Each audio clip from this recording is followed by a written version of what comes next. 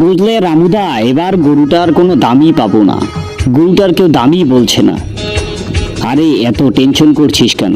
তোর গরুর দাম আমি শহর থেকে সত্যি যদি দেখতে, তাহলে আমার সব অভাব চলে যেত।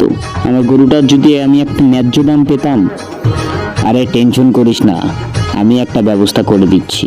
তুই কালকে একটু সকালে রেডি থাকিস। এই গরু নিয়ে পড়েছি আরেক সমস্যায়। কিরে, তুই তো আর কয়েকদিন থাকবি। তুই একটু খেয়ে বড় হ। তোকে বিক্রি করে আমার যে অনেক কাজ। বা বা কি হবে কে জানে?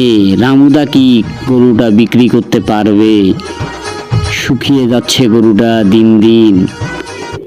আল্লাহ জানে কপালে কি আছে, সবই তারই ভরসা। আরে রামু, তুই তো আর কয়েকদিন আমাদের বাসায় থাকবি। তুই কি খেতে চাস বল? মা যে আরো কি বলো না, গরু কি কথা বলতে পারে? আরে ও কথা বলতে পারে, আমার সাথে কথা বলে তো। ওকে বলতে বল, আমি ওকে দিচ্ছি। মা তুমি না কি যে বলো না, ও কথা বলতে পারলে তো কাজই হতো। তবে